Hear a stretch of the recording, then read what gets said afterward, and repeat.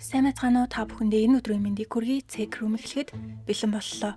Өнөөдөр бүгдээрээ Америкт суглаанд хоцсон залуугийн тухай ярилцсан. 2006 оны 11 сарын 15-нд Флорида мужид амьдардаг жирийн нэг залууд амьдралаа өөрчлөх үйл явдал тохиолдож нэг шөнийн дотор 30 сая доллартай болсон. Одоогийн аншаар 103 тэрбум төгрөг. Түүнийг Абрахам Ли Шекспир гэдэг 40 настай 1966 оны 4 сард Флоридад төрсөн. Абрахам багаасаа л энэ тэнд асуудал үүсгдэг хүүхдээжээ. 13 настай байхдаа дэлгүүрээс юм уулгаалжгаад баригдаж, насан турш хүүчүүдийн хорих төвд байжгаад 18 настайдаа судлагдсан ч дахиад айл руу нууцаар орж, танхаарч, хулгай эсэргээр буцаад шоронд ордог. Ингээд хэсэг хоригдожгоод шоронгоос гарч ээжтэйгээ хамт амьдрангаа ресторанд аяг тавг угааж хогны машин жолооддог. Тухайн үед ээж Элизабет нь одоо л нэг хүн шиг амьдрахын дээ гэж бодсон ч залхуурч, ажлаасаа гарч, ажлаас нь дуудлага ирэхээр авахаа болж өмнөх өдөр нь арх уух юм бол маргааш нь ажилдаа явахгүй гарна гэдэг төрлийн хүн байсан. Ингэж авсаар найз охинтой болж хүүхэдтэй болсон ч харилцаан сайн байгаагүй болохоор салж хүүхдийн тэтгэмжийн мөнгөө өгч чадахгүй байснаас болж баривчлагддаг. Америкт хүүхдийн тэтгэмжийн мөнгө өгөхгүй бол тэр дор нь баривчлалт юм байна. Ингээд 2006 оны 10 сард шоронд орсны дараа шүүх хурлуулж эрүүл саруул байгаа учраас гараад ажил хийж мөнгө цуглуулад хүүхдийн тэтгэмжээ олгээд сулдаг. Одоо ямар ч хамаагүй ажил хийх хэрэгтэй болсон тэрээр цагийн $8 буюу 28 мянган төгрөгийн цалинтай ажлын машины жолоочийн туслах хийхээр болдог. Жолоочийг Майкл гэдэг. Абрахам Майкл хоёр хэдхэн хоногийн дараа Майами руу хүргэлт хийхээр явах замдаа Frost Proof гэх жижиг тосгоны дэлгүүр дээр төр зогсож Майкл Абрахамд би уух юм авлаа чамд захих юм байна уу гэхэд эхлээд хэрэггүй гэжээснэ түрүүчнээсээ $2 гаргаж өгөөд 2 ширхэг цуглаа аваад ирэх гэсэн. Ингээд цуглааны мөнгийг Абрахам өгсөн ч Майкл өөрөө очиж аваад Абрахамд өгч ажлаад сайн дуусгаад гэртээ харьсан тэр 7 хоногийн 5 дахь өдөр Абрахам 30 сая долларын ацтан болжээ. Лото нэртээ суглаа 7 хоног болгон болдог бөгөөд ацтан гарч ирэхгүй тохиолдолд хойшлуулж дараа 7 хоногийн шагналын мөнгө рүү ордог. Абрахамыг суглаанд хожих үед хэдэн 7 хоногийн турш ацтан тодорхойгүй явсаар агаад мөнгөний хэмжээ 30 сая доллар болж өссөн. Тухайн үед Абрахамд банкны данс жагаагүй. Шагналыг авах хоёр арга байсан. Нэг нь 20 жилийн турш жил бүр 1.5 сая доллар буюу 5 тэрбум төгрөг авах. Эсвэл нэг дор бүгдийг нь авах. Тэгсэн тохиолдолд 17 сая доллар өгөх бөгөөд бараг талыг нь засгийн гадраас татвар гэж авдаг гинэ. Авраам нэг дор бүгдийг нь авахар шийдэж 17 сая доллар буюу 60 тэрбум төгрөг тэр өдөртөө шууд авдаг. Зурган дээр тийм жаргалтай харагдахгүй байгаач бөө юм болсноо нь мэдээж хэрвээ ийм их мөнгө суглаанаас очсон бол манайхан яах байсан бэ? Би бол нэг хэсэг итгэж өгөхгүй гайхах байсан баг. Ихэнх хүмүүс мөнгө аваад чимээгүй даруухан амьдардаг бол Абрахам тэгээгүй. Бараг л саантай болж хувирсан. Хамгийн түрүүнд хүүгийнхээ дансанд сая доллар буюу 3.5 тэрбум төгрөг байршуулж хойд аавдаа сая доллар, эгч нартаа тус бүр 250 мянган доллар буюу 870 сая төгрөг өгсөн. Мэдээж мөнгө хоцсон юм чинь хамгийн түрүүнд дэлгүүр хийсч үнэтэй цаг, машин, байшин худалдаж авдаг. Уг нь Абрахам Лейкленд гэх жоохон ядуу оролт байшин түрээсэлж амьдардаг байсан ч тентхийн хойд талд байх хойд Лейкленд руу нүүж сая долларын үнэтэй байшин авсан. Энд ихэвчлэн мөнгөтэй хүмүүс амьдардаг. Абрахам одоо их мөнгөтэй болсон учраас ажил хийхгүй байсан ч хангалттай амьдарч чадхаар болсон тэрээр үдшилэг байвал явж тайван сайхан амьдардаг байсан. Гинэт баажсан хүмүүс арх, хар тамхи, мөрөөдөө тоглоомд дондох тохиолдол их байдаг ч Абрахам тэгээгүй. Шинэ найз охинтой болж нэг хүүтэй болсон. Ингээд хамт Нью-Йорк руу аялсан бөгөөд тэд хоёулаа анх удаа онгоцонд сууж үзжээ. Гэтэл жил хагасын дараа тэдний харилцаа муудад салаад Абрахам ганцаараа амьдарч хүүг ээж нь өсгдөг. Солонгост хүмүүс суглаагаар их хэмжээний мөнгө хоцсон тохиолдолд нэр улан мэдээллийг нийл гаргадаггүй гинэ. Нөгөө нэг хамгаалахын тулд гэтэл түрүүнд харсанчлан Флоридад эсрэгээрээ бүх мэдээллийг ил болгож царайг нь хүртэл гаргаж суглаа худалдаж авсан дэлгүүр нь хаана гэдгийг зарлахаас гадна хуучин амьдарч исэн гэрээг нь харуулж хүмүүс ариун газарт очиж байгаа юм шиг аз хүсэж хуучин байшинд нь очин Абрахамтай холбогдоход маш амархан болсон. Ингээд зөвхөн Флоридагаас ч биш Америкийн эргэн тойрноос шөнийн цагаар ч хамаагүй мөнгө гуйсан хүмүүс залгаж олон шалтгаан илдэг. Нэг бол манай аав мэс засал хийлгэх хэрэгтэй байгаа. Эсвэл манай гэр бүлийн хүн нас орчихсан. Оршуулах ёслол хийх мөнгөгүй байна. Би ажил хийх чадваргүй болсон. Мөнгө өгөөч гэх мэтэр хачаа юм ярьж мөнгө гуйдагч Абрахам боломж левел тусалдаг байсан. Тэрээр зөвхөн нэрийг нь санаж исэн хальт таньдаг хүндээ 60 мянган доллар буюу 210 сая төгрөг зүгээр өгсөн. Бас багийнхан найз зээлээ төлөх хэрэгтэй гэсэн болохоор 185 мянган доллар буюу бараг 650 сая төгрөг өгдөг. Мөн нэг өдөр гэрт нь захиа ирсэн. Флоридагийн нэг шоронд байдаг цаазын ялтай хоригдол 10 мянган доллар өгөөч гэж бичснийг хараад инээд нүүрсэн ч $50, 175 мянган төгрөг явуулсан. Хэдий Авраам багаасаа хэрэгт орооцолтож шоронд олон удаа орж гарч байсан ч сэтгэлийнх нь гүнд сайхан сэтгэл нь хэвээрээ байсан. Эсвэл байхгүйгийн зовлон сайн мэддэг байсан бах.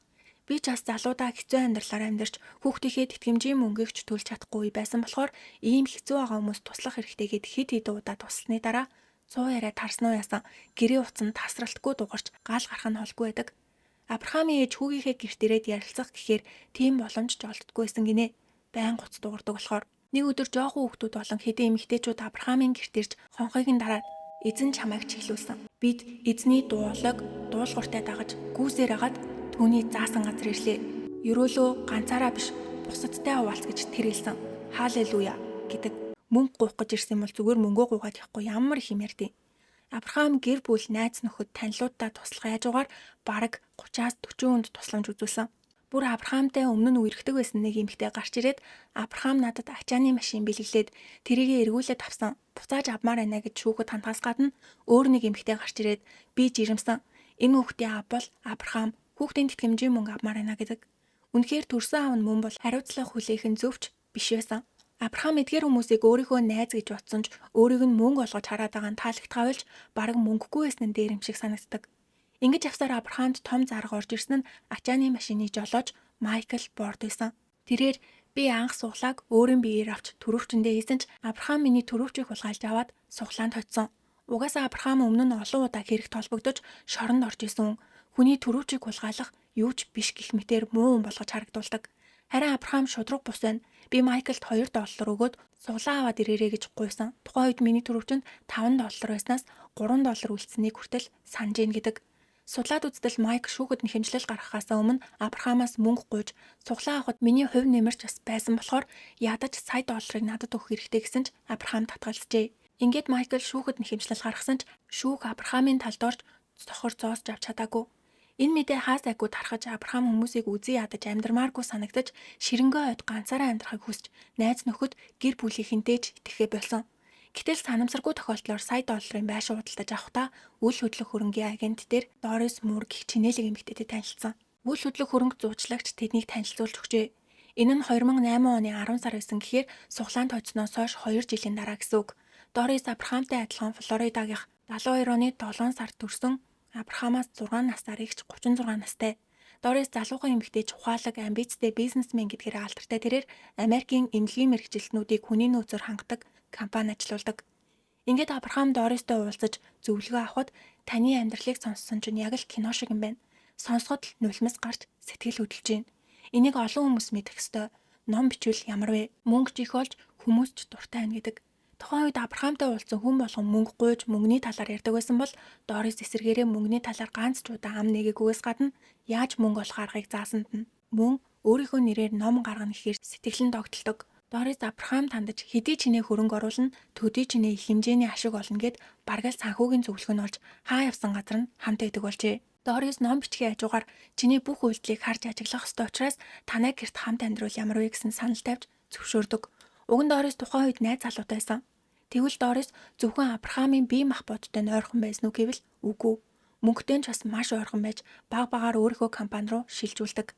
Авраам мөнгөө өөрийнхөө тэтгэврийн наасанд хадгалдаг байсан ч энэ таасыг нь цуцалж өөрийнхөө компани руу мөнгө оруулж 4 сарын дотор $3 сая буюу $1 тэрбум төгрөг шилжүүлснээс гадна Авраамийн $1 сая өмнөдөө байшин хүртэл байгууллагынхаа нэр дээр болгосон.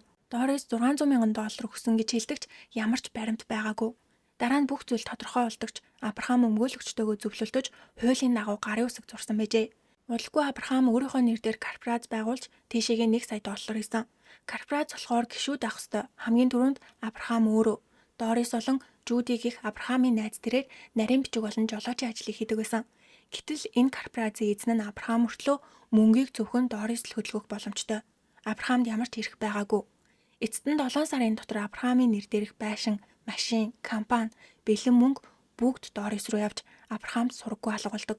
2009 оны 4 сараас хойш сураггүй алга болсон. Эргэн тойрных нь эхэндээ Авраамыг хүмүүсээс залхаж цугцсан байх гэж боддогч 1-2 сар өнгөрсөн ч сураггүй. Ээж нь хүртэл хаана байгааг нь мэдгүй 2 үетэйгээ холбоо барихгүй байлаа. Ингээд гэр бүлийнх нь Авраамийн гэр рүү очиж хонхойг нь дарахад гэрээс Авраам биш Дорис гарч ирээд "Юу болсон бэ? Энд Авраам байхгүй орлоон дороо явсан. хизээ эрхийг нь мэдэхгүй байна гэдэг бол өөр нэг өдөр хэлсэн үгээ өөрчилж өнөөдөр Техас руу явсан маргааш Ямайка руу яваад цаашаа хойд туул руу явна гэсэн баха. Битгий хайж ирээдээ. Хитрхи бухимдаад явсан бах гэдэг. Мэдээж гэрийнхэнд нь сонь санагдаж эцэст нь Авраамийн үеэл Седрийг 9 сард 911-т мэдээлдэг. Алга болсноос хойш 4 сарын дараа мөрдөн байцаах баг Авраамийн бүх хөрөнгө Дорисын компани руу шилжсэн байгааг хараад хамгийн түрүүнд Дорисыг сэжиглсэн. Тэгвэл энэ их мөнгөөр Дорис юу хийсэн бол гэсэн чинь өөрийнхөө компани захирал буюу найз залуудаа зарцуулсан. Найз залуу нь захирал нэртэй л болохоос ш бараг л ажилтгүй, мөнгө олдгүй, ямар ч чадваргүй болохоор Дорис түүнийг хооллож, ундалж мөнгөөр тасалдаггүй байсан. Мөн Дорис мөнгийг ус шиг хэрглэж, үнэтэй машинууд авч байнга аялалд явдаг. Цагдаа нар Дорис нарийн бичиг Жуди болон өмгөөлөгч Ховард нараас байцаалт авсан. Өмгөөлөгч Ховард Авраамыг сургаггүй алгахлсноос 2 сарын дараа 2009 оны 6 сард уцаар ярьсан. Тэр сургаггүй алга болсон юм бишээ. Хоолойг нь сонсоход зүгээр исэн гэдэг. Өмгөөлөгчийн хэлсэн үнэн бол Авраам 6 сар хүртэл аюулгүй зүгээр исэн гэсэн үг. Дараа нь нарийн бичиг Жудигээс байцаалт авахд Авраам Ямайка руу нүүн гэж ярьжсэн гэдэг бол дараа нь Дорисыг дуудаж хамгийн түрүүнд Авраамийн эд хөрөнгийн талаар асууж яаж бүх эд хөрөнгөө таны нэрлүү шилжүүлээд өөрөө цугцсан талаар асуухад Авраам хүүхдийн тэтгэмжийн мөнгө өгөх дургүй байгаа болохоор өөрөө хүсээд миний нэрлүү шилжүүлсэн гэхээс гадна байнга хэлжсэн үг нь Авраамд үнэхээр хэцүү байсан учраас эндээс цугцсан. Би ч бас хаана байгааг нь мэдгүй. Ямайкад ээж магадгүй гэсэн болохоор цагдаа нар гадагшаа орж гарсан бүртгэлийг шалгахад байсангүй. Тэгэхээр ямартай ч Авраам ийш тийшээ яваагүй Америкт байгаа гэсэн үг. Мөрдөн байцаалтын ажиллагаа үргэлжилж явах хугацаанд нэг хачирхалтай зүйл болдог нь Авраамийн гэр бүл болон найз нөхдөд нь мессеж ирсэн. Мессеж бичсэн Авраам байсан бөгөөд агуулга нь намайг хайх хэрэггүй. Бүх зүйл зүгээр байгаа гэсэн байдаг. Мөн Авраамийн 1 настай хүүгийн ээж өмнөх найз охин сценариороо хүртэл мессеж ирсэн. Би өөр эмэгтэйтэй амарч जैन удахгүй өөр арал руу явна гэж бичсэн бол үеэл ээшли рүү сургаггүй алга болсон гэж мэдээлэхгүй байвал сайн байна. Би сайн байгаа гэдэг.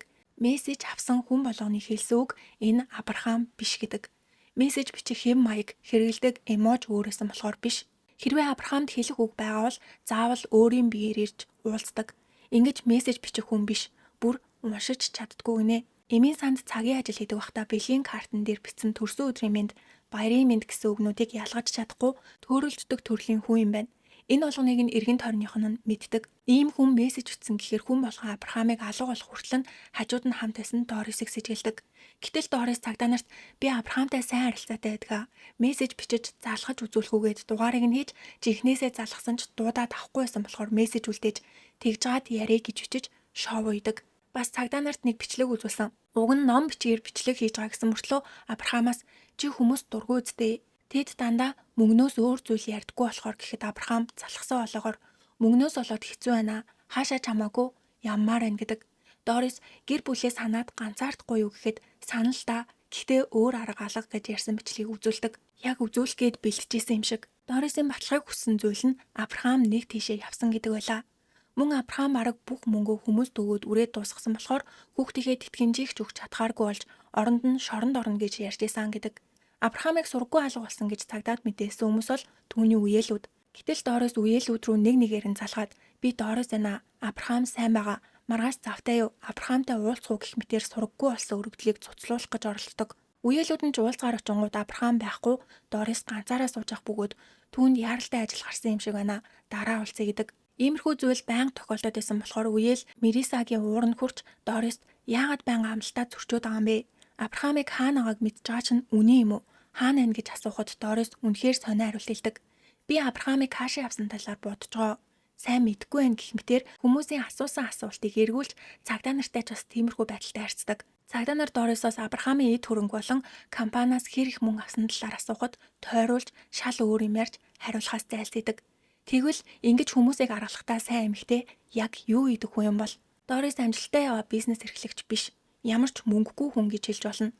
20 настайдаа гэрлэж хүүтэй болсон тэрээр нэг өвчтөй байсан нь ямар ч мөнгөгүй мөртлөө мөнгө өргөх дуртай байсан. Ялангуяа унсан машинаараа зэрэглэл тогтоодог гэж боддог байсан юм шиг байгаа. 2000 онд 28 настай байхдаа байрныхаа сарын түрээсийг өгч чадахгүй гэрээсээ хөөгдөхтөрөө тулсан мөртлөө $50,000 үнэтэй машин авч удалгүй сольсон. 10% нь өөрөө гаргаж үлдэгдлийг нь зээл авч төлжээ. Банкнаас байнга зээлээ төлөхийг шаардахад хэдхэн хоног өгчхөө бүгдийг төлнө гэж гуйдаг байсан. Сүүлдээ банкнаас хүлээж чадахгүй машиныг хурааж авна гэд уцаа салгасан ч 6 хоногийн дараа Дорис 911 дуудлага өгч би сая хулгайлагдаад суллагдлаа гэсэн. Цагдаа нар очиж шалгаад үзтэл Дорисын хувцас бүгд урагдаж, үс нь арзайсан тэрээр би сая 2 Мексик залууд барьцаалагдсан. Намайг шатаах гэж оролдох үед нь цугцаан гэдэг. Цагдаа нар зүгээр үү алга болсон зүйл байна уу гэхэд миний төрөвч олон машиныг хулгайлсан гэдэг. Ингээд Дорис гэмт хэргийн хохирогч болсон хүмүүсийн очдог имлэгт очиж өмсөжсэн джинсэн өмд, ноосн цамц, дотуур хувцас, шархалсан өмсныхаа зургийг явуулсан ч энэ олгоно нь жүжиг байсан. Ямар ч Мексик ирчүүд байгаагүй. Машина өөрийнхөө танилын гэрт үлдээгээд энийг сайн харж өгөх юм бол $500, 1.7 сая төгрөг өгнө гэж хэлээд үлдээсэн. Даатгалын мөнгө авахын тулд дараа нь бүх нотлох баримт гарч ирснээс гадна машиныг харж исэн найз нь хүртэл мэдүүлэг өгсөн ч Дорис эцсээ хүртэл өөрийгөө буруугүй гэж зүтгэдэг. Шүүхээс гин буруутай тооцож 1 жилийн тэнсэн харгалзах ялгаар шийтгэжээ. Энээс гадна хулгай их, хуурам эхлэх гээд маш олон жижиг сажиг хэрэгүүдэд орооцолтож байсан. Цагдаа нар энэ олгоныг мэдсэн ч нотлох баримт байхгүй учраас Дорисыг шууд баривчилж чадахгүй байлаа. Энэ оронд Абрахамын ээжэд танихгүй дугаараас дуудлага ирж ээжээ би Абрахам байна гэдэг. Элизабет маш их баярлж одоо хаана байгааг нь асуухад ээжээ намайг уучлаарай. Та сайн байгаа зү? Бити санаа зовоорой. Утгагүй 100 сар болох гэж байгаа юм байна. 100 сарын мэд гээд уцаа салгасан. Маш богинохон 1 минут ч хүрэхгүй хугацаанд ингэж яриад уцаа салгадаг. Элизабетэд хүн биш юм шиг санагдаж шууд цагдаад мэдгдсэн. Ээж хүн яаж хүүгийнхээ хоолойг мэдэхгүй байх вэ? Мэдээж тэр хүн Абрахам биш, шал өөр эрэгтэйгээ олоойсан. Мөрдөн байцаах баг мэдээлэл авбуу үгүй юу? Элизабетийн утсанд үзлэг хийж хэн хаанаас дуудлага хийснийг шалгахад нэг орон нутагт буюу Лейклендийн худалдааны төв байв. Цагдаа нар цаг алдахгүй тулд худалдааны төв рүү очтол машин зогсоол дээр нэг л танил царайтай эмэгтэй зогсож байсан нь Дорис байдаг. Цагдаа нар юу ихийг нь ажиглалтал нэг Toyota маркийн машин руу очиод халааснасаа үрчгэр юм гаргаж өгдөг. Энэ нь мөнгө байсан бөгөөд зорчигчийн судалд сууж залуутай хэсэг ярилцчихад өөрийнхөө машин руу явдаг. Тэр хүн Абрахам биш байсан. Toyota машин зогсоолоос хөдлөхөд цагдаа нар дагаж чимээгүй нам гүн газар руу орох үед тохиоллоо асааж машинаа замын хажуу руу гаргаад зогс гэж тушаагаад машин руу очиод жолоочийн суудалд нэг хар арьстай залуу байв. Нэрийг нь Грег Смит гэдэг Абрахамын найз. Цагдаа нар машин очихыг ажиглалтал Дорисоос бэлнээр $350, 1 сая 200 мянган төгрөг авсан байхаас гадна Элизабеттэй ярьсан утас Грегийг хойжээ. Тодорхой хэлэх юм бол угаасаа Грегийн эргэлдэг утас биш. Дорис Абрахамын ээж Элизабеттэй яриулахын тулд худалдаж авч өгсөн. Цагдаа Грегээс яагаад Абрахамын дүрд орж ээжтэй нь ярьсан. Дористэй ямар холбоотой талаар нь асуухад ярьж өгөх юм бол $350 өгнө гэд өөр нэг санал тавьж чи цагдаа нарт Абрахамыг хар тамхины 8 гэд хэлж өгөх юм бол илүү их мөнгө өгнө шүү гэж байнга хятгаж Грегтэй ямар нэгэн буруу зүйл хийхийг хүсдэг гэжээ. Грег харин тэр саналаас нь татгалцсан. Цагдаа нар Грег тандаж бидний харж байгаагаар Абрахам амиа алдсан бах магадлал өндөр байна. Чи хүн амины эрэгт хуйвалцсан эргээр шийтгүүлмээр байна уу гэхэд Грег би Абрахамыг нас барсан гэж бодохгүй байна. Зүгээр л цугцсан байх гэхэд цагдаа тэгвэл яах гэж Абрахамын дүрээр ээжтэй нь ярьсан бэ гэж асуудаг. Грег ээж нь өдрө болгон санаа зовоод ахаар жоохон сэтгэл амар бай гэсэндээ бас мөнгө өгнө гэсэн болохоор ярьсан гэдэг. Цагдаа энэ чинь гэмт хэрэг эрүүгийн хэрэг үүсгэж болох ч бид нартай хамтарч ажиллах юм бол зөөлөн хандъя гэд Грегийг ашиглаж Дорисын хамыг нээхээр тагнуулаар тавьдаг. Үнэхээр Грег Абрахамыг яасныг мэдэхгүй байгаа юу гэдгийг нэргэлзээтэйч шоронд орохоос айсандаа цагдаа нартай хамтарч ажиллахаар болж Грегийн биед дуур агуур хийж явуулахад ажлаа сайн хийж яг л нууц мөрдөгчөг жүжиглж Дорис руу залгаад Абрахамтай холбоо барьцгаа тэгээд гурлаа уулзъягээд өөрийнхөө Toyota-гонж Red Bull-ийн лаазан дотор дуур агуураа нуугаад суудлынхаа голд тавьж дууг нь ураадаг. Дорис машин цугаад Элизабетэд хүүгээ битгий хай гэж хэлээ. Ингээд ах тусам Абрахам бүр нуугдаж уцаач авах болно. Дахиж хүүтэйгээ уулзмааргүй байна уу гэд хэлээд үг гэхэд Грег машин дотор хийснээр нь хийдэг. Элизабет Грегийг цагдаатай хамтарч ажиллаж байгааг мэдчихсэн тэрээр яриаг нь сонсоод уцаа салгана. Ингээд Грег Дорис хоёр буудалд орсон. Ямар нэгэн харилцаатай байсан эсэх нь тодорхой болоогүй. Энэ удаад буудалд орсон шалтгаан нь захиа бичих байсан. Абрахамыг хаана байгааг мэдэгдүүлэхгүй тулд ээжийг нь тайвшруулах захиа. Дорис буудлын өрөөнд орж малгай, маск, бэли өмсөд цүнхнээсээ ноутбукээ принтертэй гаргаж ирээд хайрт ээж минь хүү Абрахам нь амьд байгаа гэж бичиж эхэлдэг. Өөрийнхөө ДНХ хурууны хийгээ үлдээхгүй гэсэндээ ингэж сайн хамгаалжээ. Харин хамт исэн Грег бэли байтугай маск ч зүгээгүй. Ингээд 2 цагийн турш загтал бичиж заримдаа Грегээс юу гэж бичвэл зүгээр вэ? Хизээ ирнэ гэхүү? Хаана байгаа гэх вэ гэх мэтээр асууж нийт 5 удаа захиа бичсэн.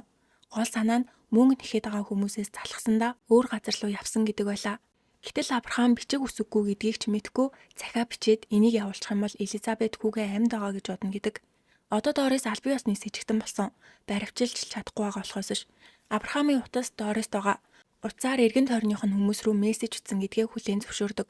Яагаад ийм зүйл хийсэн талаар асуухад Авраам гуйсан болохоор гэдэг. Өмнө нь цагдаад мэдүүлэг өгсөн өмгөөлөгч Авраамыг алга болсноос 2 сарын дараа түүнтэй холбоо ирсэн гэж хэлсэн нь худлаа. Дорис тэгж хэлгсэн болохоор ийм мэдүүлэг өгсөн. Тэгээд бүр Авраамийн том үгийн ээж рүү залгаад саяхан Авраамтай уулзсан гэж мэдүүлэг өгөх юм бол 200 мянган доллар буюу 700 сая төгрөг өгье гэсэн санал тавьжээ. Тэгвэл Авраам амьд байгаа юм болов? Тэрээр сургаггүй алга болоод 1 жил өнгөрлөө. Энэ хооронд Дорис Грегт үнэндээ Авраам нас барсан. Бити буруугаар ойлгоорой. Миний эс эрэг биш. Хар тамхины 8-аачин Рональд түүнийг алсан. Гэхдээ Рональд одоо байхгүй. Тийм болохоор чи энэ асуудлыг зохицуулж өгч болох уу? Рональдын оронд шоронд явах. Үгүй бол шоронд явах хүн олоод өгөөч. Би төлбөрийг нь сайн төлнө гэдэг. Мөрдөн байцаах баг Флорида мужид хамгийн чадварлаг мөрдөгч Майк Смитийг явуулахар болсон. Майкийн овог Грегийнхтэй адилхан Смит болохоор үеэлүүд гэж худлаа ярихаар тохирдог. Грег Дорист би чамд туслая. Гэхдээ би ганцаараа хийж чадахгүй. Манай үеэлүүдийн дунд аимшигтай хэрэг төвөг хийдэг. Хар тамхины 8-аачин юуг л бол юуг хийдэг хүн байгаа. Холбооны мөрдөх товчооныхонтой ч холбоотой учраас айгаад ах юм байхгүй. Түүнтэй хамт хий гэхэд Дорис тийм үү хизээ уулзах уу би хурдан армаар байна. Яагаад гэвэл цагдаа нар намайг өнөө маргаашгүй баривчлах гээд байна гэхэд Грег тэгвэл одоо уулзъя гэд Грегийн машинтай өмнө нь очисон худалдааны төвийн машин зогсоол руу явдаг. Жолоочийн суудалд Майк сууж нөгөө хоёр ард нь суугаад Дорис сүүлийн үед надад зохицуулахад хэцүү зүйлс маш их гарч ирээд байгаа болохоор энийг шийдэж өгөх хүн хэрэгтэй байна. Хийх үү гэхэд Майк болж гинэ. Би нэг хүүтэй мөнгө хэрэгтэй байгаа болохоор 50 мянган доллараар буюу 150 саяар хийж өгье. Өмнө нь би холбооны мөрдөх товчооныхонтой орооцолтжсэн болохоор шоронд орох тийм ч асуудал биш гэхэд Дорис бүр их баярлж чи энийг хийвэл домог болно доо гэдэг. Майк Рональд гэдэг агуун яаж Авраамыг алсан талаар асуухад мэдгүй мөнгнөөс л болсон бах. Авраам буудуулж нас барсан гэхэд Майк тэгвэл Авраамын цогц хаана байгааг заагаад өгчих юм бол шууд хөдөлж эхэлье. Би өөрөө тэр хэргийг хийсэн юм шиг харагдуулахын тулд заавал цогцоох хэрэгтэй. Цогц хаана вэ гэхэд Дорис тэрийг заавал хэлэх шаардлагатай мó.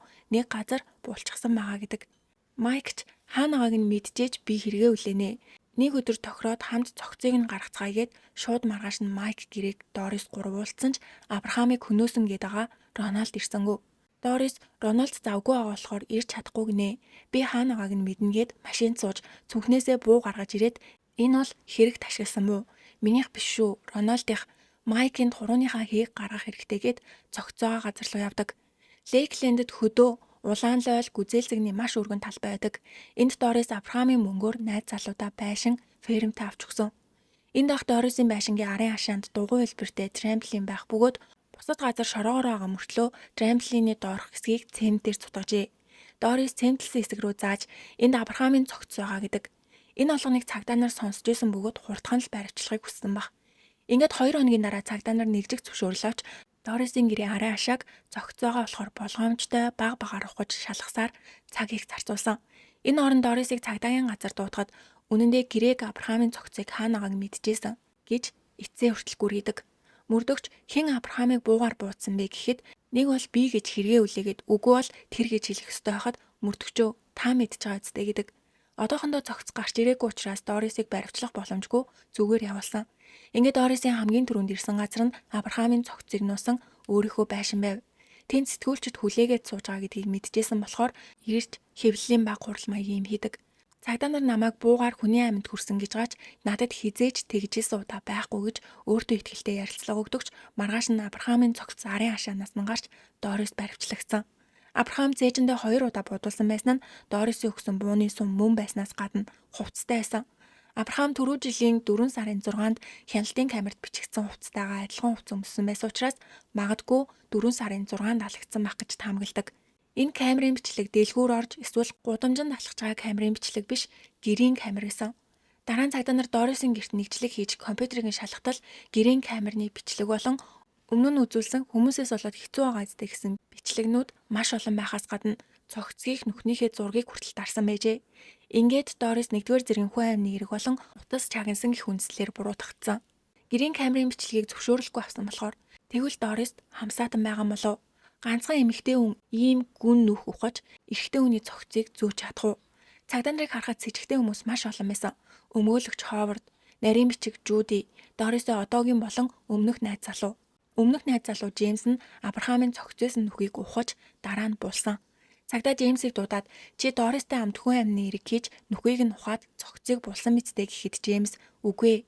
Дорис нүх ухаад өг гэж гуйсан болохоор тусалснаас өөр зүйл байхгүй. Би цогц хараагүй. Дорис надтай хамт амьдардаг байхдаа ч аимшигтай худлаа ярьж тэрийгээ өөр зүйлээр даалталдаг байсан. Миний оролцсон эрэг биш гэдэгч генет X-н залгаад нүх ухаад өг гэснээ хэсэг байжснаа булаад өг гэхээр сонир санагдаж ядаж юу ийгээд байгаа талаар нь асуудгүй махта. Эцэст нь Дорисыг ганцаараа исэн гэж үзээд ялдаг. Прокурор Дорисийн гадаад төрхийг хараад эрэгтэй хүнийг ганцаараа зөөхөд хангалттай хүч тэнхээтэй эмэгтэй байна гэж дүгнсэн. Дорис баривчлагдаад 3 жилийн дараа 2012 оны 12 сард шүүх хурал нэгдэж Дорис эцсээ хүртэл миний эсэ эрэг биш гэд өөрийнхөө 15 настай хүүг хийсэн гэдэг. Абрахамаас мөнгө гуйсан чинь өгөөгүй болохоор маргалдаж зодолтоод Абрахамын аминд хүрсэн гэж ярьсан болохоор хүүг шалгаад үзтэл ямар ч сэжигтэй зүйл байгаагүй. Хүүгийн аав Джеймс яаж ээж хүн хүүдээ хэрэгээ тогтдог байна гэж уурладаг. Шүүх хурал дээр байнга ярьсан юмаа өөрчилж нэг бол Абрахам амиа орлсон, эсвэл дох туссан. Би түүнийг амиа орлоход нь тусалсан гэдэг. Шүүх хуралд Абрахамын 2 дахь эхнэр Синтория ирж гэрчийн мэдүүлэг өгсөн. Цагдаа нар Абрахамыг хайж мөрдөн шалгалтын ажиллагаа явуулж явах үеэр Дорис баймбаа ирж чиний хувьд Абрахам өгчих юм бол илүү ашигтай эзтэй. Хүү чинь эд хөрөнгийг нь өвлж авна. Би бүх зүйлийг нь зохицуулаад өгье гэсэн ч Синтория айж тийм зүйл надад хэрэггүй. Одоо хангалттай хэмжээний тэтгэмж авчихаа гэж хэлээд явуулжээ. Дорис бүр Грег, Майк хоёрт цогц гарахт нь туслахаар дэлгүүр орж Бэйли, Том хурц, цайруулагч гэх мэт зүйлс авсан нь камерын бичлэгт үлдсэн. Тангартны шүүгчид бодоод ах зүйлгүй 3 цагийн дотор Дорисыг 1-р зэргийн хүн амны эрэгт буруутай гэж үздэг. Шүүгч Дорис тандаж чи миний харж байсан эрэгтнүүдээс хамгийн залтай, хүйтэн сэтгэлтэй, тооцоотой, хэрцгий хүн гэж хэлээд тэнсэн судлах боломжгүй бүх насаар нь хорих ялгаанодог. Бүр шоронд орсныхоо дараа хүртэл хэрэгээ үлээхгүй Абрахамын гэр бүл рүү намайг үнэхээр уучлаарай. Гэхдээ би түүнийг алаагүй гэж байнга цагтл бичдэг. Дараа нь ABC-гээс баримтат кино хийхээр Дорисоос ярилцлага авахар ирээд та Абрахамыг хөнөөж газар буулсан уу гэхэд үгүй би биш гэд аз жаргалтай инээж хэлдэг. Сурвалжлагч хүн алагдсан байхад яагаад инээгээд байгаа юм бэ гэхэд хүмүүс ямар ч мэдлэггүй болохоор инээ түрээд тэнэгсэн. Тэрээр маш олон удаа давж залцсан ч хүлээж аваагүй. Хамгийн инээдтэй нь 2025 оны 1 сард суглаанд хоцсон хүмүүсийн хувийн мэдээллийг хамгаалъя. Хүмүүсийн нэр, царай, хувийн мэдээллийг ил гаргах нь маш аюултай гэд суглаанд хоцсон хүмүүсийг хамгаалах хуулийн төсөл яригдж байх үед Дорис шоронгоос би энэ хуулийн төслийг дэмжиж гин заавал байх ёстой зүйл гэж олон нийтэд байр суурь илэрхийлсэн. Эцэст нь Дорисийн бүх эд хөрөнгө, машин, найз залуудаа авч өгсөн зүйлсийг нь зарж Абрахамын 2 хүүхдийн данс руу мөнгийг нь хийжээ. Харин шоронд нөгөө Дорис чинь 2 жилийн ял аваад суллагдаад гарч байгаа эмэгтэйд би чам руу бүх эд хөрөнгөө шилжүүлэх болохоор чи өөр дээрээ байлгаж гараа. Удахгүй манай хүүгийн 16 насны төрсөн өдөр болно мустанг авч өгөх хэрэгтэй байна гэсэн. Энэ шуналтай эмэгтэйгээс олж 2 хөөрхөн хүү аавгүй болжээ. Хэрвээ та ийм их мөнгө суглаанд тоцсон бол яах байсан бэ? Комент хэсэгт сэтгэлээ хуваалцаарай. Бичлэг маань таалагдсан бол лайк болон subscribe дарахаа бити мартаарай. Миний инстаграмыг дагахаа мартаваа. Дараагийн бичлэгээр уулзтлаа. Түр баяртай.